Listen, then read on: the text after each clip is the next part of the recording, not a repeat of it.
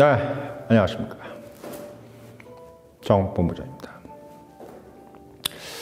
금융개혁당이 창당을 한다고 하네요. 예, 지금 우리 박수영 작가께서 이제 창당 포기를 얼마 전에 하셨는데 상당히 아쉬워하셨고 또 저도 또 아쉬워했는데 박지모라고 이제 박순혁을 이제 지키는 모임이죠. 그러니까 박사모가 아니라 박지모입니다. 그래서 박순혁을 지키는 모임에서 그 대표께서 이제 나오셔가지고 창당을 다 하시기로 하셨다라고 이제 댓글에 이제 저희 구독자분들께서 이제 올려주셔가지고 저도 이제 알게 됐습니다. 영상도 이제 올리시고 하셨더라고요. 예, 그래서 일단 뭐 너무 잘 된 것 같고요. 왜냐하면 일단 금융개혁당은 저도 상당히 관심을 많이 가졌고 또 진행 과정에서 저도 영상을 좀 많이 올린 상태에서 갑자기 이제 어떻게 보면 압수수색이 있으면서 이제 박순혁 작가께서 이제 포기 의사를 밝히면서 상당히 진짜 뭐랄까요, 좀 정말 아쉽다라는 말이 딱 적합할 그런 상황이었습니다. 그래서 일단 금융개혁당 창당은 뭐 어쨌든 뭐 개인의 어떤 뭐 의지도 의지지만 제가 봤을 때는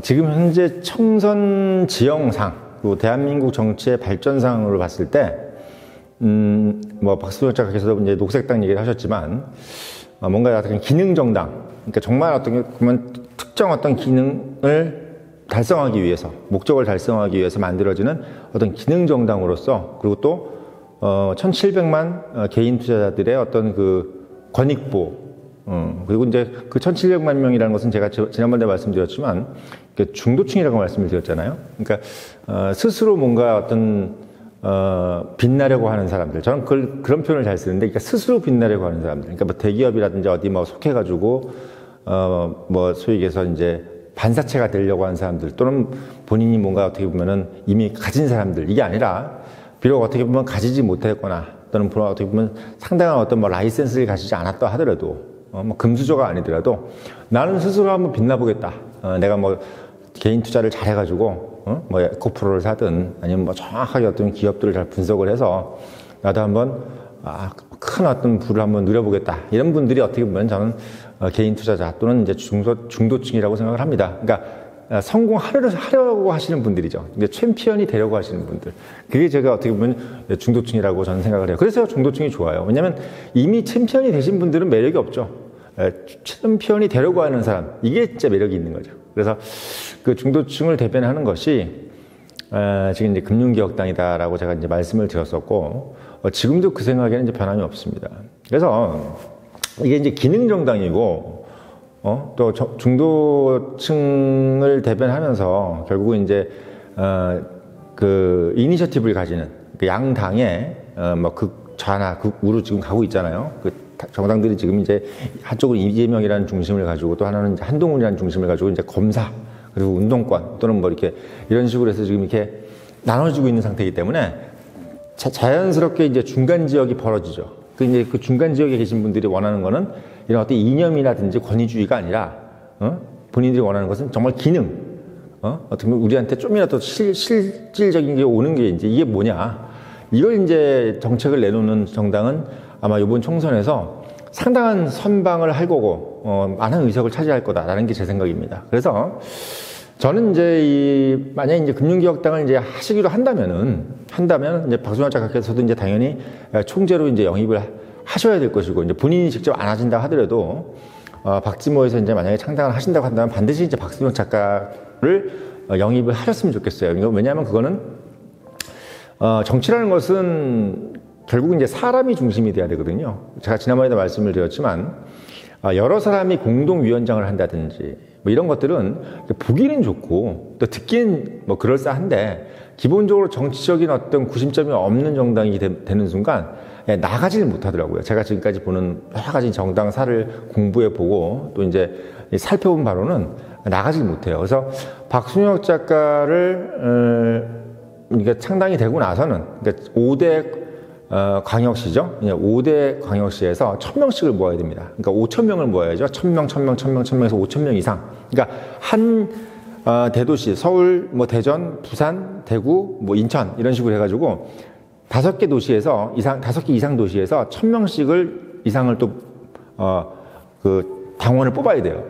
그러니까 리스트에 딱 적어서 나 당원이 되겠습니다 하고 이제 적고, 그리고 일정 부분에 이제 당비도 이제 내는 걸로 이렇게 이제 얘기가 돼야 된다는 거죠. 사실 뭐 쉬운 작업은 아닌데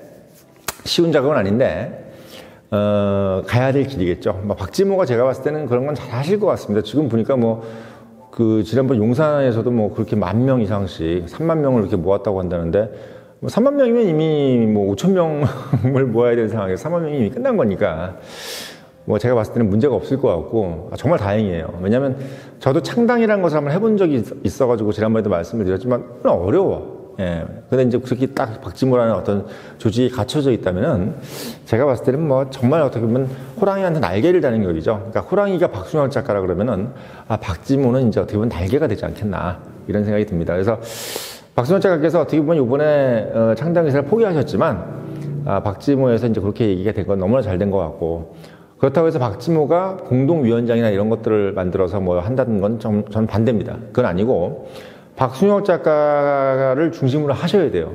그래서 비례 2번이든 이런 것도 마찬가지 잘하셨고, 그리고 이제 사실 이번에 이렇게 선대인 TV하고도 이제 이렇게 결별한 것도 제가 봤을 때는 자연스럽게 이제 된 게 잘 된 것 같습니다. 왜냐면 이제 선대인 소장님께서도 이제 지난번에 말씀드렸지만 특정한 당색을 갖고 계신 분이고, 또 거기 이제 계신 분들도 이제 어쨌든 간에 정확하게 좀 이렇게 정치색을 피력하시는 분들이 많기 때문에 이왕 어떻게 보면 창당을 하신다면은 어떻게 보면 단독으로 박순혁 작가께서 단독으로 할 수 있는 아주 좋은 기회가 된 것 같아요. 그러니까 싹 정리가 된 거죠. 이번 기회에 싹 정리가 된 겁니다. 그래서 박지모가 참 영리한 선택과 현명한 선택을 했다 이런 생각이 드는데, 제가 거기에 이제 또 하나 좀 도와드릴 게 뭐냐면, 저는 이제 사실 그렇습니다. 이게 기능정당이라는 거는 말 그대로 어떻게 보면 가장 현실적인 공약을 내줘야 돼요. 현실적인 공약. 그러니까 예를 들면 민주당에서 예를 들면 돈 얼마 퍼주겠다. 서민들한테 5만 원씩 주겠다, 10만 원씩 주겠다. 이런 어떤 그냥 선심성 공약이 아니고, 그냥 그 선심이라는 것은 뭐냐면 그게 나한테 큰 도움이 안 되는데 그냥 기분만 좋아. 이게 선심성 공약이거든요. 그건 현실적인 도움이 안 되잖아. 5만 원, 10만 원 받는다고 해서 부자 되는 것도 아니고, 생계가 해결되는 게 아니란 말이지. 나의 노후가 해결되는 것도 아니고. 이게 선심성 공약이에요. 만약에 그게 노후가 해결되고 이러면은 정말 대단한 공약이 되는 거지. 민주당에서 내거는 공약들은 보통 그냥 어려운 사람들 도와주자. 근데 그게 이제 어려운 사람들이 그 돈을 받아가지고 이제 어려움이 없어지면 좋은데, 그게 안 되기 때문에 문제가 되는 거고. 또 국힘 같은 경우는 이제 너무 이제 잘하는 사람들 위주로 낙수 효과. 그러니까, 잘하는 사람을 더 잘하게 해서, 큰아들이 잘 되게 해서, 둘째, 셋째, 넷째 아들도 다 밥 먹고 살게끔 하자. 이 얘기인데, 이제 그 얘기는 이제 우리가 이제 개발도상국 시절에 경제 성장률이 보통 12%, 13% 나올 때는 상당히 그 얘기가 맞지. 예. 잘 되는 데를 더 많이 도와줘가지고 대기업이 커서 이제 중소기업들을 먹여 살리고 되는데, 지금은 이제 어떻게 보면은, 그런 경제 시스템이 아니죠. 지금은 이제 어떻게 보면은 그만한 인력들을 이제 소위 얘기해서 리크루팅 할 수 있는 여력도 없고, 말하자면 대기업이 이제 지금 고용을 많이 못해요. 왜? 사람이 필요 없는 시스템으로 지금 가고 있단 말이지. 인력이 많이 필요 없는 시스템으로 가고 있기 때문에, 지금 같은 경우는 국힘당이 어떻게 보면 낙수 효과를 얘기한다든지, 또는 민주당에서 어떻게 보면 선심성 공약을 내는 것이 1,700만 개인 투자자들한테는 별로 그렇게 큰 임팩트가 없는 거죠. 임팩트가 없어요. 그래서 제가 이제 지난번에 개인 투자자들이 대한민국한테는 상당히 어떻게 보면 복이다라고 얘기한 게 뭐냐면, 개인 투자자들은 어떻게 보면 자기들이 공평하게만 해주면 우리 앞길은 내가 챙겨 먹겠다는 사람들이니까 얼마나 고마워. 대한민국 입장에서는 그 사람들한테 돈을 안 줘, 돈을 달라는 것도 아니고 그냥 공평하게만 해달라는 거잖아요. 금융감독원에서 공평하게 감사만 해달라고 법만 좀 공평하게 해달라는 건데 그것도 못 해줄 이유는 없단 말이죠. 그게 아주 그냥 어떻게 보면 합당한 요구라고 저는 생각을 합니다. 그래서 이번에 공약을 내는 데 있어서 가장 핵심적인 공약은 뭐냐면 국민연금 수익률 개선안입니다. 예, 금융개혁당에서 그냥 어떻게 보면 공매도 개혁이라든지 또는 불법 금융거래에 대한 개혁 또는 금융감독원에 대한 개혁 이런 것들도 이미 얘기를 했으니까 그거는 이미 하시면 돼. 이미 많이 논의가 됐잖아. 근데 이제 일반 국민들, 그러니까 중도층을 제외한 다른 국민들도 솔깃할 수 있는 어떤 얘기가 뭐냐면 국민연금 수익률 개선안이에요. 근데 이건 왜 기존 정당에서는 그 얘기를 못하느냐? 첫째는 일단 금융을 몰라요. 예, 금융을 잘 모른다. 그러니까 본인이 그 당사자가 예를 들면 뭐 한동훈 장관이라든지 또는 예를 들면 이재명 대표가 일단 뭐 율사 출신이고 또 하나는 검사 출신이고 이러다 보니까 본인이 이제 금융에 대해서 이제 뭐 주워 들은 건 있더라도 그걸 자기가 막 자신있게 얘기하기가 참 뭐하지. 왜냐면 정치라는 것은 어쨌든 간에 본인이 그게 전문가다라는 느낌이 들어야 그게 약발이 딱 먹히는데, 이렇게 제가 이제 윤석열 대통령한테 사람 잡아본 게 26년 동안 사람만 잡았으니까 금융 카르텔 잡아달라 이 얘기 말이 되거든. 이게 말이 된단 말이죠. 근데 지금 한동훈 장관이라든지 또는 이재명 대표가 뭐 국민연금 개선안 뭐 이런 얘기하는데 약간 좀 무슨 느낌이 드냐면 뭐 그거 전문가가 아니신 분이 얘기하는 것 같은 느낌. 그러니까 뭐 국어 선생님이 수학 얘기하는 느낌? 뭐 영어 선생님이 뭐 물리 얘기하는 느낌, 뭐 이런 느낌인 거죠. 그러니까 자기가 개인적으로 취미로 알고 있는 거 얘기하는 느낌. 근데 금융개혁당이 국민연금 수익률 개선을 얘기하면 이거는 그냥 입안에 혀 같은 느낌이죠. 그 당이 해야 될 얘기네. 근데 국민연금이라는 것은 전 국민들이 다 관심사가 아닐까요? 저도 좀 솔직히 얘기하면 제가 뭐 먹고 살 게 남아 돌고 이렇게 했다도 어떤 국민이 자기가 노후에 정말 지금 있는 부를 계속 유지할지를 확신하는 국민이 몇 명이나 되겠습니까? 지금 내가 뭐 건물주니 뭐니 해도 앞으로 내가 계속 그렇게 갈지 안 갈지 다 불안하기 때문에 쳐다보고 있는 게 국민연금이란 말이야. 그거는 어쨌든 간에 내가 막 강해서 말아먹든 망해도 나라에서 어쨌든 간에 그거를 돈을 따박따박 한 달에 얼마씩 생활비로 주기 때문에 내가 어떻게 보면 나의 최후의 보루다. 이렇게 생각하는 국민들이 지금 4,420만이에요. 어떻게 보면 지금 이제 우리 지난번 대통령 선거, 20대 대통령 선거 할 때, 선거 인수가 4,320만입니다. 예, 20살 넘은 사람들이 이제, 저기를 하는 거죠. 성인들이 이제, 선거를 하는데 4,420만인데, 지금 이제 그 부분이 저는 가장 핵심적인 부분이라고 생각을 해. 예, 국민연금 수익률 개선안입니다. 이게 금융개혁당에서만 얘기할 수 있는 부분이에요. 완전히 특화된 부분입니다. 이게 떨어지면 핵폭탄이에요. 이건 핵폭탄입니다. 왜? 어떤 국민도 요거는 관심이 있거든. 그러니까 제가 지난번에 말씀드렸지만 지역구에서는 한동훈이 한동훈이 공천한 사람 찍어. 자기가 국민의힘 지지자면 그 정도에서 찍든지 자기가 알아서 예를 들면 빨간색 찍고, 그리고 본인이 민주당 파란색 찍으시면 돼. 근데 비례당은 금융개혁당 찍어달라. 왜? 국민연금 수익률 개선시켜드리겠다.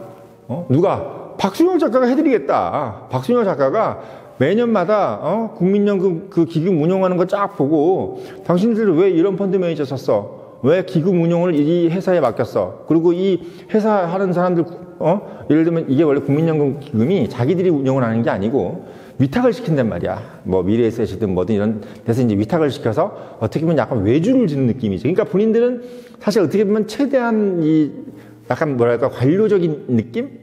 욕을 좀 덜 먹으면서 그냥 하는 명예직. 내가 어디 가서 국민연금 기금에서 운용했었어 라는 자랑하려고. 그러니까 한 줄 자기의 커리어 다는 느낌으로 하는 거지, 본인이 그거 막 다 들여다보고 너 이거 왜 했어 저 했어 이렇게 막 지적질하는 사람들이 없다 이거야. 그냥 그 딱 해주면 감사하게 아유 고맙습니다. 나 국민연금 운영본부에서 기금운용본부에서 있게 해주셔서 감사드린다. 거기 본부장도 이거 한 줄 딱 넣어서 이제 어디 딱 좋은 회사 갈 때 참 좋겠다 이런 느낌으로 이제 할 공산이 큰데, 박순영 작가께서 금융개혁당 총재로서 딱 마이크 잡고 대한민국 국민연금 기금 운용 수익률을 내가 직접 챙기겠습니다. 찍어주십시오. 금융개혁당을 찍어주시면, 비례당으로 찍어주시면 국민연금 수익률을 제가 직접 챙기겠다. 이렇게 되는 겁니다. 근데 솔직히 말씀드리면 몇 프로를 달성하겠다는 것은 얘기하기 어렵겠죠. 솔직히 올해 이제 재작년에 마이너스 8% 해가지고 난리가 났었잖아요. 그 지금 이제 마이너스 8%면 거의 100조에 가까운 돈이 마이너스가 됐다는 얘기인데, 요번에 또 플러스 12%가 돼가지고 또 100조를 벌었대네. 예, 100조를 벌었대네. 지금 이제 우리가 3대 국민연금 기금이 됐고, 전 세계에서 3대 연금. 일본하고 네덜란드인가요? 거기하고 이제 거의 일본이 1900조고 우리가 지금 거의 1000조에 가까운, 그러니까 1000조가 얼마나 큰 돈입니까, 사실은. 그러니까 대한민국이 뭐 옛날 60년, 70년 전에는 정말 완전 채빈국이었는데 지금은 3대 국민연금 기금을 갖고 있는 국가가 됐어요. 예? 그 1000조에 가까운 돈을, 1000조에 가까운 돈을 우리가 10%만 수익률을 내도 100조가 되는 거야. 100조가 되면은 국민연금 고갈을 2년을 더 늘릴 수가 있답니다. 2년을 그냥, 그러니까 1년에 우리가 50조 정도를 나간대요. 1년에 50조 정도가 이제 그 연금으로, 국민연금으로 이제 수급자들한테 줘야 된다 이거지. 그러니까 100조면 2년치를 줄 수 있다는 겁니다. 10%만 늘려도. 그러면 만약에 우리 박순영 작가께서 국민연금 수익률을 예를 들면 뭐 이런 얘기를 하지만, 뭐라지만 3년에 100%를 늘렸다. 그래서 2000조가 됐다. 이렇게 되면 어떻게 되냐면, 일본이 1900조거든요. 한국은 일본 인구의 절반인데, 예? 일본 인구의 절반인데, 박순영 작가께서 운용기금을 잘 감사하고, 감시해가지고 그 운용 수익률을 제고시켜주는 바람에, 예? 대한민국 한 명이 받는 연금 기금의 액수가 일본의 연금 액수의 2배가 되는 거죠, 2배. 예, 2배가 되는 거예요. 그러니까 일본은 1900조야. 근데 우리는 1000조인데 인구는 우리가 5천만이고 일본은 1억 2천이잖아요. 그러니까 우리가 만약에 3년 안에 2배를 만들었다. 2000조를 만들었다고 하면, 뭐 어떻게 보면 3년에 2배는 제가 봤을 때는 뭐 에코프로 같은 것도 뭐 10배를 만드신 분들인데, 저는 제가 봤을 때는 뭐 3년에 2배 하실 수 있지 않을까요? 3년에 2배면 100%만 되는잖아요, 100%. 그러니까 뭐 제가 이제 뭐 정확하게 이제 몇 프로를 하겠다 이런 뭐 까지의 어떤 얘기들은 조금 제 실무단에서 한번 얘기를 생각을 해보시고, 제가 이제 중요시 여기는 부분들은 뭐냐면, 국민연금 운용 수익률을 개선시키겠다는 얘기를 명확하게 던지시라는 얘기입니다. 그게 금융개혁당이 어떻게 보면 완전히 싹쓸이할 수 있는 핵폭탄의 공약이에요. 금융개혁당만 할 수 있는 공약입니다. 다른 어떤 당도 그 얘기하면 다 묻혀요. 왜? 그것만 얘기할 수 있는 게 아니고 너무 많잖아. 막 서민들 얘기도 해야 되고 뭐 별 얘기 다 해야 되는데, 금융개혁당은 중도층 정당이고 1700만 개인 투자자 정당이기 때문에 금융개혁당에서 국민연금 운용 수익률을 얘기하면요, 이거는 그냥 예를 들면 우리가 가는 방향에 딱 들어맞는 그냥 공약이에요. 딱 들어맞는 공약입니다. 그 공약을 다른 어떤 당에서 얘기해도 그냥 그냥 묻히는 공약이 되고, 또 실현하는 거 잘 알지도 못하면서 뭐 국민의힘이 특히 그게 취약하지. 국민의힘에서 만약에 국민연금 운용 수익률 개선 얘기하면 이런 얘기 할 거예요. 야, 뭐 법만 하는 사람들이 뭐 검사고 뭐 다 이런 사람들이 뭐 금융 알아? 뭐 지금까지 국힘에서 금융 전문가 한 명도 없더만 다 부동산 전문가고 뭐 땅 있고 건물주만 있지. 국민의힘에서 뭐 금융 기껏 해봐야 거래소 소장이 있고 뭐 이런 사람들 아니야. 뭐 소위 얘기해서 금융권 출신 국회의원도 한 명 없는 당이 무슨 국민연금 운용을 개선을 해? 이렇게 얘기하지 않겠습니까? 민주당도 마찬가지예요. 민주당도 뭐 지금 어떻게 보면은 지금 뭐 금투협하고 이게 짝짝꿍 돼가지고 지금 뭐 소위 얘기해서 여러 가지 지금 우리 금융개혁당에서 얘기하는 개혁 법안을 반대하고 있잖아. 예? 뭐 금투협 우리 저희 대통령이 지금 하려고 하고 있는 금융투자에 관련된 세금 있잖아요. 이것도 지금 못하게 하려고 지금 민주당이 하고 있지 않습니까? 그러니까 어떻게 보면 지금 약간 저는 이런 생각이 들어. 오히려 지금 현재 금융권에 있어서의 금융 카르텔에 상당 부분은 민주당과 관여가 돼 있다는 느낌이 들어요. 물론 국힘도 있겠지만 민주당이 지금 야당이고 뭐 그래가지고 없을 거다. 천만의 말씀이야. 금융권은 오히려 특히 증권 쪽은 민주당이 더 강해. 예, 그 영향력이 더 강합니다. 그래서 제가 봤을 때는 요번에 금융개혁당이 국민연금 운용 수익률 개선에 대해서 화두를 던지시기만 하면 박순영 작가께서 작년에 일구어 놓은, 일단 돈을 벌어보신 분들이 지금 엄청 많잖아요.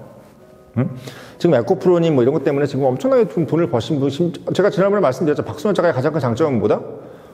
결과를 보여주신 분들이야. 그래서 그 결과를 보신 분들은 100% 그 말에 믿으실 거야. 그래서 제가 오늘 또 당부드리는 것은 금융개혁당 반드시 국민연금 운용 수익률에 대해서 화두를 던져라. 이걸 제가 꼭 당부드리고 싶습니다.